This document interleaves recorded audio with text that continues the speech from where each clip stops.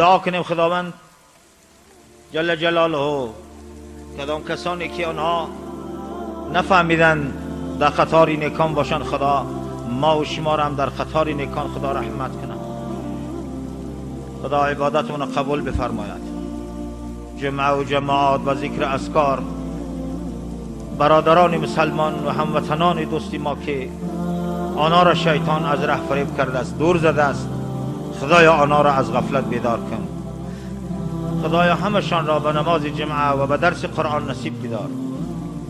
الها پروردگار احد کریم، در عصر اخیر هستیم، خیلی علمای وطن همه مردن، کم شدن. الها پروردگار طالب علما را خدا زیاد کن.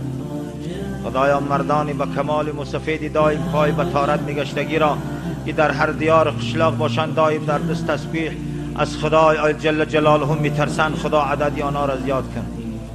خدا برادران مسلمان را در بازارها از دروغ و فریب نیرنگ و از همدیگر فریب کردن خدا نجات بدی.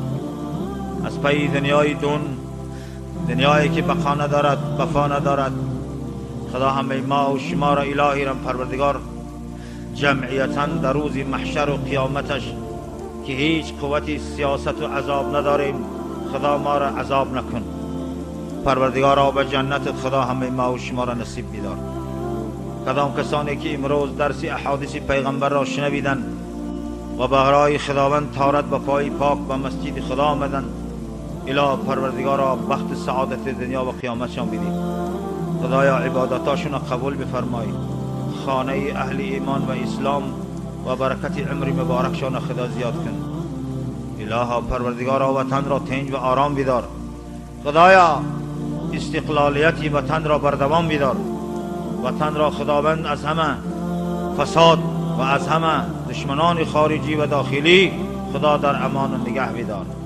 آزادی دین و وجدان و عقیده ای که ما ملت آزاد و ملت صاحب دین و دیانت و ملت به برکت و فیض و ملت آرام و تنج و ملت که یک حکومت زندگی ما و سید پیشوای ما محمد مصطفی صلی الله علیه و سلم و تربیه ما تربیه قرآنی و اخلاق ما اخلاق روحانی و زندگی ما زندگی حلال و پاکیزه ایمانداری خدایا بر دوامش بدار.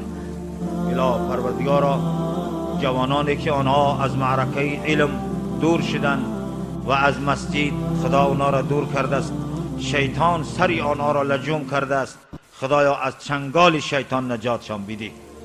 همه را به قطار صف مسلمانان و برادران اهل ایمانشان خدایا نصیب بدار. در رایان ما هم خدا تنجی و آرامی بدی. برکت و فیض خدا بریزان. همه ما و شما را در دنیا